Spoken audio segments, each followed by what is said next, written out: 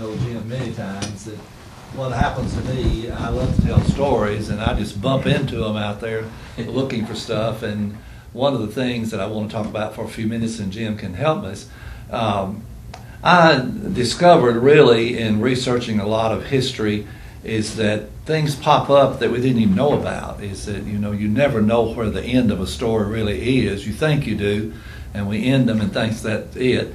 And Jim and I, not working together but separately, but now bumping together, when I first wrote the first book, I kept running into the Civil War in the community more specifically and what happened. And I would talk to people that, like Mr. Hobbit Alexander and Mr. Lenshaw and some of those, and they would always say, well, we didn't have many battles, here. And I really couldn't figure that out. I thought, if you got killed, it didn't make any difference how big the battle was, you were dead. And so I approached him and said, I just don't understand that. And fortunately for us, and now it's been a big help to us, when we first started the Denmark Church, I thought the project would be over with in a year, and that was 5 years ago. And I made contact with the 30th Illinois and was wanting them to come down because they camped at the church and some other things. And so Matt Anderson heads that group up, and over the months we talked back and forth of what they might do. And he knows that his grandpappy was at Britton Lane, of course, and so he's been here a couple of times. And in the process, though, he got more interested in what really happened, and then he began researching on his own of the 30th and the other units from Illinois, and began finding letters, of course, is what he was doing, of the soldiers that were really here and writing back home. And then most recently, I'd say within the last 6 months, his group has gone really at it, and they're going to the University of Illinois is where they're going and looking up all the records. Well, when they started this, sending it to me, I try to always send it to Jim, just forward it on to him, because he would know a whole lot more about what they're talking about than I ever would. And then the last batch we got had to do with Meaden. They're talking all about Meaden, and I think even one of them said 50 people got killed at Meaden, and we didn't know any of that. And the bottom line, Jim would talk about a little battle that took place there, and that's it. So they've been uncovering, I guess I should say, for us, all kind of interesting things of those troops that were really stationed here. And I know Jim has read some of those letters and from those troops, and they help you understand exactly what's going on. And they really have even us about them being in other parts of our community down there. And one of the letters, for example, they were evidently at Estenali and heard about a church service. Well, Denmark would be a little too far for them to go from Estenali to Denmark. But what most people don't realize, right on the Estenali path, there was an old Southern Methodist Episcopal church, and it was called Hayes Chapel, and it's been gone way over 150 years. But it would have been with walking distance of where they were going. And ironically, they tell about walking to that church service, but they get there and the minister didn't show up. And of course, he would have been a circuit rider anyhow. And they walk back, and I'm reading, and I can tell exactly where they're going. And they go back and they stop at a house, and really it would have been Mr. Miles Hayes is who it would have been, and he invited them in for dinner. Of course, these are just two young soldiers, and even though he was strong Confederate, here they are with the 30th. Well, they were kids, and so he fed them dinner, and then they go on back to Estenali. Well, we would have never known that without those letters. There wouldn't have been anything else. So one of the great things, I guess, that's been happening is the research that they're doing and sending it. I was hoping Jim would be here. I made some copies, and this is where they're getting the information from. All of this part right here talks about Meaden, actually. That's 3 or 4 copies in that sack there. But you can see this and see what they're sending us really back to us all the time. And then that's just one, but that looks like what it is, and you can see it's coming from, of course, the University of Illinois is where it's coming from. But I'm sure there's a tremendous amount of things that are there. I knew you did. And for the next speech. But anyhow, I wanted to tell you that and tell you what we're doing where that was concerned, and it is coming together. A little bit about the church. The church basically is finished. We will continue working on it. Of course, any building like that, there's no way to keep from it, but it has come out beautiful. It is a beautiful facility. And our next project there would be to install a bathroom, and we're working toward that. First Presbyterian has actually had a service there a couple of weeks ago, and 150 people came to the service. And they brought their choir and all down. And that was the third service that we've had in the building. The first two were just community services for the community itself. And they were heavily attended also. I think the thing that's getting all of us, and being a musician, I do understand that, everything is wooden. The ceiling's 18 foot tall and solid wood floors. So that means that the music is just wonderful. You don't need any sound system, that's for sure. And I'm sure they had that in mind when they built it. I will tell you this, we have an in-resident choir that's there all the time, and I haven't heard them yet, but I keep hearing about them. And we had Ghostbusters there last weekend. They spent the night in the church, and I hadn't heard back from them except one couple that was there.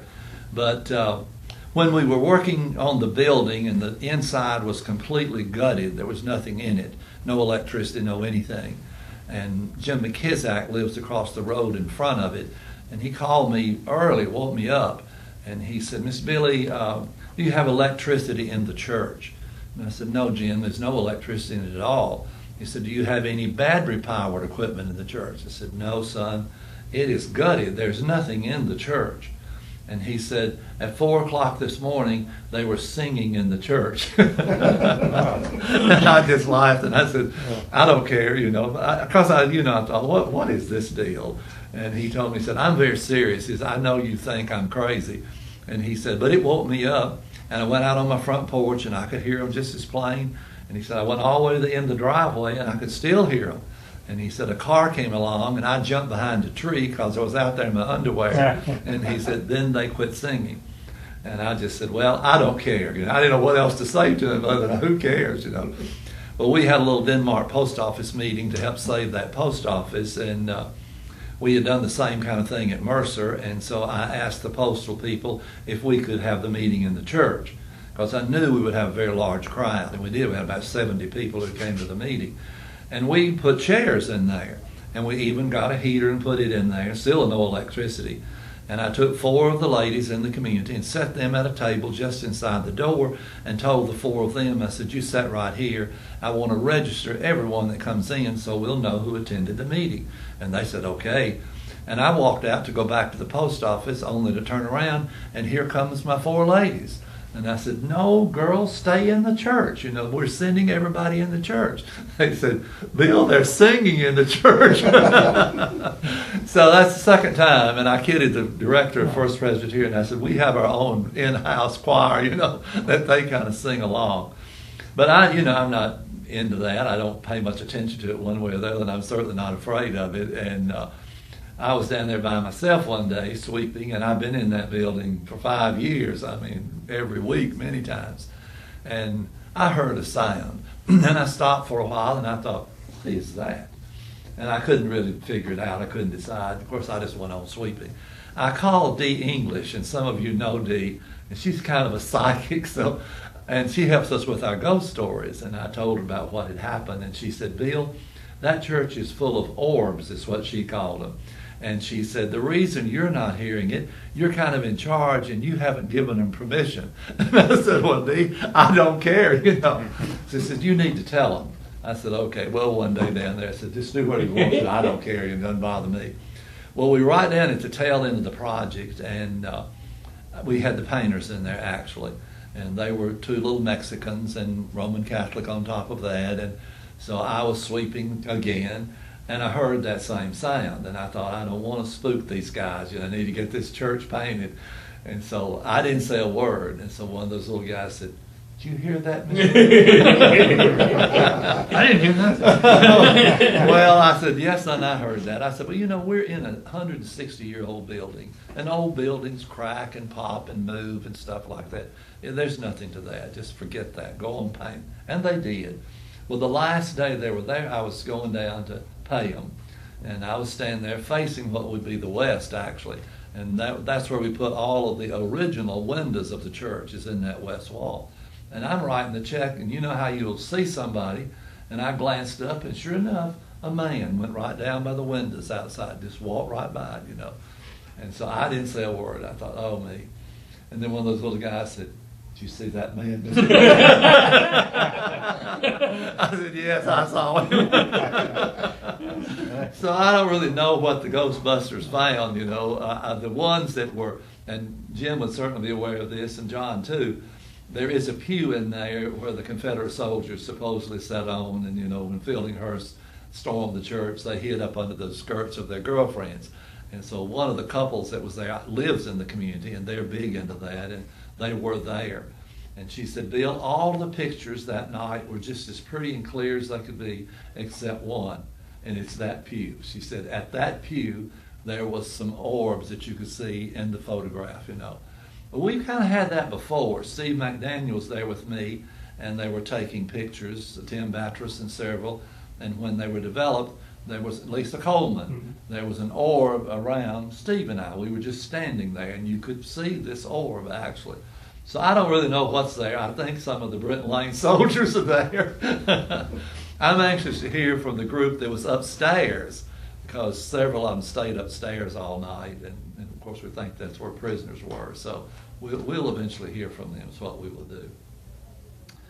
I want to tell you a story, because like I said, that's what I really love to do, and how you never know where the story is going to end. And so anytime we start off on one of these trails, you think you get to the end of it, and as your research goes on, something else happens and you uncover something else. And I don't know that we have this one complete yet, but we've got longer than we ever had. Denmark was settled. We know now, I don't even know when anymore. I've almost quit doing that, because we know now that French traders were coming to Essanali as early as 1455. They were coming from New Orleans and down the Hatchie River to the Essanali landing, and they were trading furs with the Chickasaws is what they were doing. And I think Jim knows this. We got a grant from the Smithsonian, and the researchers are in there right now on the 4 Indian mounds. It's very close to the church.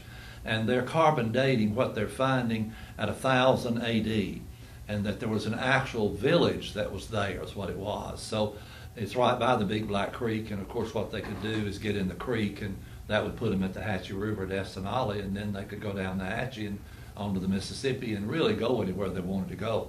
But at any rate, we know now that the early people were in there much earlier than 1818. The log house that we've redone, they're dating it prior to 1818. And of course they were squatters, that's really what they were. But in this case, the story has to do with the Hebert brothers. William and John Hebert were there much earlier than that, and they set up a trading post actually at the Big Black Creek. And it was in conjunction with the Chickasaws, so obviously they were buying furs or something from the Chickasaws and trading. When Denmark became a little town, the Hebert brothers moved their store then into Denmark. And the only ones we knew was Bill and William. John and William, we didn't know any others. And they became extremely wealthy. I mean, they ended up being some of the wealthiest people in West Tennessee, and then even over into Texas. And Bill was the younger of the two, and evidently quite a character on top of that. And so Essanali was a little town. There were 2 hotels at Essanali, and the gambling boats would come up from Memphis and down the Hatchie and they could overnight in the McBride or the Meriwether Hotel and go back. And I get a kick out of kidding the CVB here, saying that was the first tourist attraction in West Tennessee was Essanali, because those boats were coming up. Well, they were going to send Bill to buy the dry goods for the store, and he goes down with all the money, of course, and gets on one of the steamboats, and it's a gambling boat, and he loses all the money. Now, we've had this story for a long time. And supposedly he gets the captain to write his brother John back in Denmark and tell him that he's fallen overboard and drowned. Of course, he's ashamed that he's lost all the store's money gambling. Well, I don't know whether John believed the story. I have no idea. But anyhow, John decides that he will bury the spirit of Bill. And so he has a coffin built, and 12 o'clock one night he rings that bell at the Denmark church, which wakes the whole town up. and he takes 6 slaves, and they march in one door of the old Denmark church with the coffin and around and back out, and go across the road to the Big Black Creek Cemetery, which is the oldest there, and to bury the body of Bill. The only problem was Bill showed up for his own funeral. So, that was a great story, and we knew it was true, and we knew they were there, and so, we could document nearly all of that story, and it's been around forever. It's been a story that they've told for years about Bill. Well, Bill became a very good person and eventually the mayor of Denmark, and so I think that straightened his life out, after he lost all the store's money. The second story, and I'm going to tie them together, but I'm going to have to tell you 3 of them so you'll understand. The second story had to do with the Waddells. And we could tell from the tombstones in the Methodist Cemetery and the Big Black Cemetery that the Waddells had to be extremely wealthy. There's slabs over their graves. And of course, West Tennessee has no granite. So all that would have to be shipped in. And to ship a great big slab to go over the top of the graves would have been extremely expensive. So we knew the Waddells were very, very wealthy. In the Methodist Cemetery, where 2 of them are buried, there's even a little wrought iron fence around their graves, and they both died in New Orleans in 1903. And those bodies were shipped back then to Denmark and buried there. And there's a little medallion even on the gate to the little thing. So we took that and photographed it and blew it up so we could read it. And it came from a company in in St. Louis, and they're still in business. And of course, they were excited to death that here is their fence, Now, I don't know when it was put there, but at least in the early 1900s.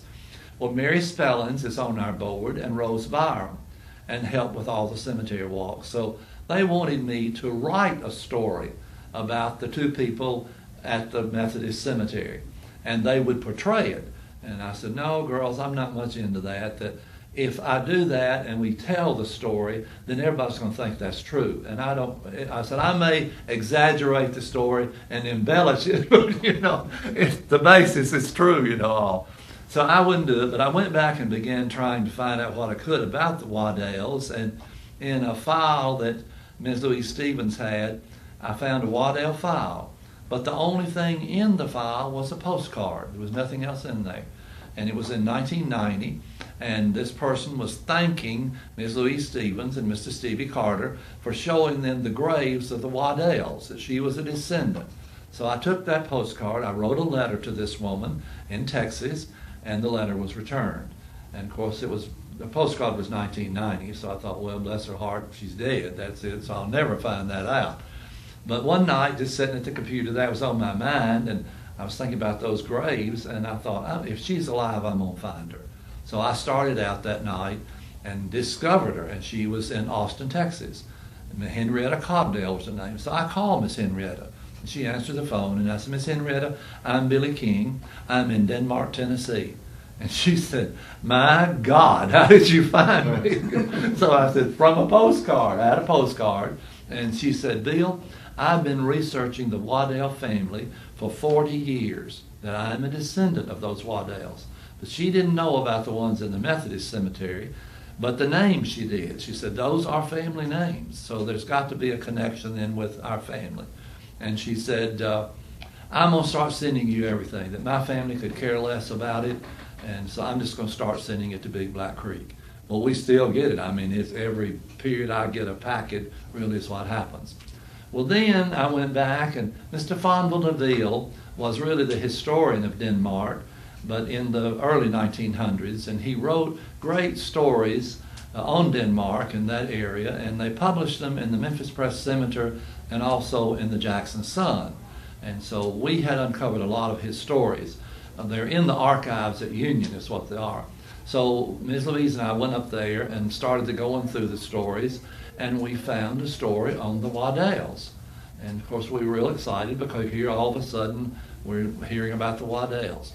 And so Mary Waddell was a young girl, and they lived on one of the big plantations at Denmark, and there was a peddler that came through, and he would always go because he was single. Of course, here's this young girl, but their romance never got past the front porch and the mammy sitting out there with them, and mainly because he was just a peddler, and here the Waddells were extremely wealthy.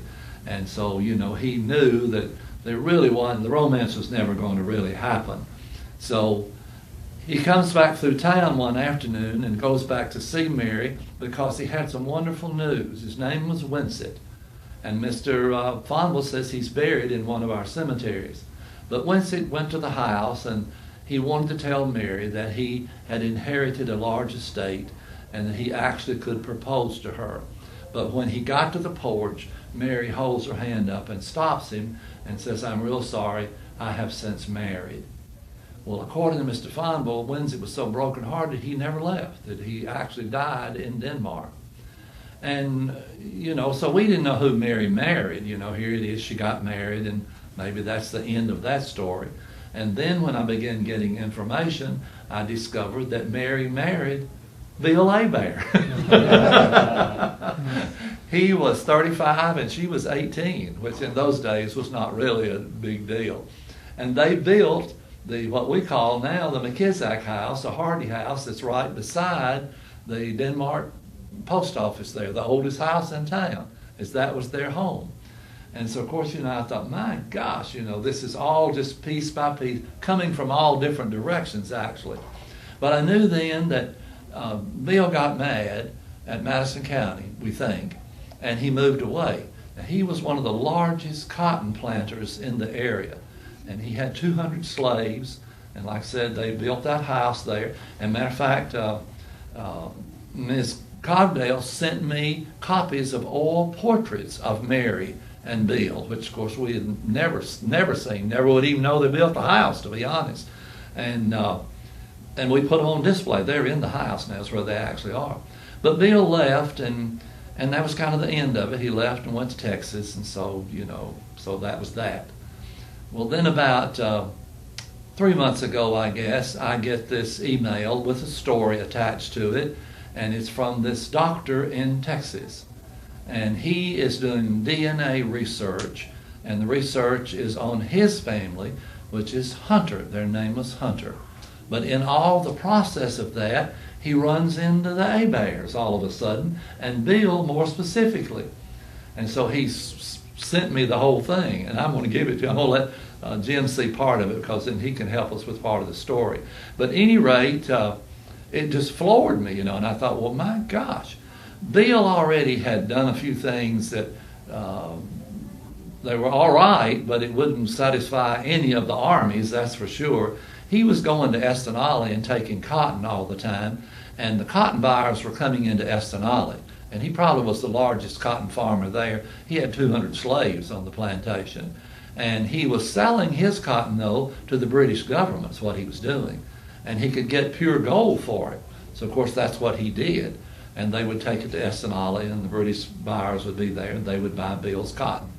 Well, he got mad over the tariff of the cotton in Madison County, and he decided that he would just pack up and move to Texas. And so he sold his interest into the store to his brother John, and he got all of his slaves together right there in Denmark, and he gave them a choice. He told them they could either go with him to Texas or he would free all of them, that he didn't want any disgruntled slaves going with him to Texas. Well, they all chose to go, every one of them. There wasn't a single slave that didn't want to go with Bill. Well, they had a younger brother that we'd never even heard of. We didn't know who he was. And his name was Stephen Crockett Hebert was his name. And so Bill decided to send Stephen, the younger brother, and a cousin of his to Texas to start buying land for all of this entourage that's fixing to come to Texas. And so Stephen takes the money, and his cousin, David Crockett. And they go to Texas, and start buying land. That's exactly, they ended up with 3,000 acres of land, actually, and Bill gets all of his stuff together and packs all up, and they left and end up crossing the Mississippi and having a couple of Indian battles and the whole bit. So he had to be a character, there's no doubt. Now, he had a lot of sons with him. They were going with him, of course. And they got there, about the time they got settled in around Brownsville, Texas, the war broke out. And so, of course, the sons all joined the Confederacy. And there they are, Jim, at the top of that page. It's the companies that they went into. Well, Bill and the slaves kept on, of course, raising cotton. That's what he was doing. But remember, he had a contact with the British government. So Bill was taking his cotton into Mexico and selling the cotton then to the British government is what he was doing.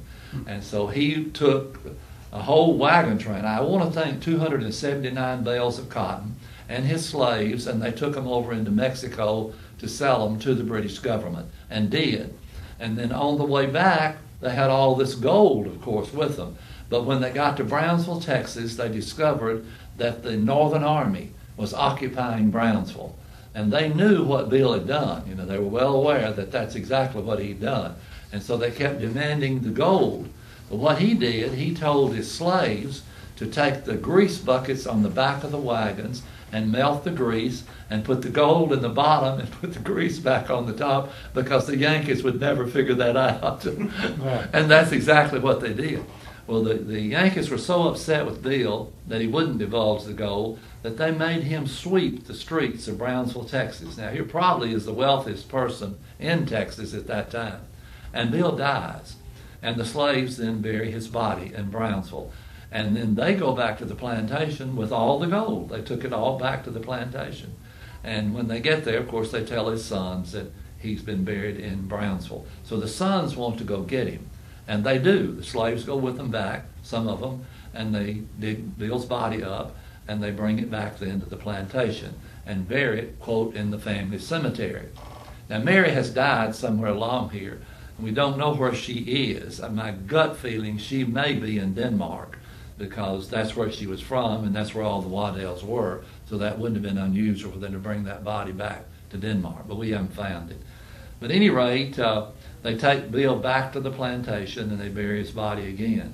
A flood comes up and it washes the cemetery away and it washes Bill away. So this doctor is doing this whole presentation that I've just, the tail end of it at least, to the Genealogical Association for Texas is what he's doing. And he tells about it, and he ends his story by saying, the elusive Bill. We first bury him in Denmark in a grave with nobody.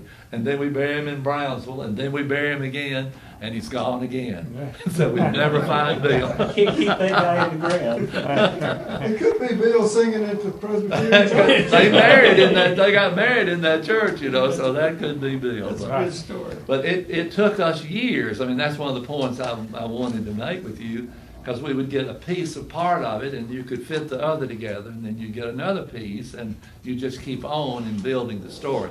I don't know where it's over yet or not, because we hadn't found Mary. Well, we hadn't really found Bill either, for that matter, so I don't really know. But that's kind of what's happening with them, and getting information that Jim can use on the soldiers that were actually here. So that's really what happens. I brought something for you to give to you, so it's not for you to buy. I got so interested in the Civil War in that community that I did some books that are on the community and that war and about what happened in the Civil War. And I'm on the third one. I've already got one. You can give me. I've got copies of them. Okay. Oh, nice. Give to somebody. Okay, I'll do that. That's the end of the story. That's a great story. I'll add All something right. on the end of your All story. right, all right. We did the cemetery walk at Riverside. Just boy by the name of Charles Richards researched Robert I. Chester.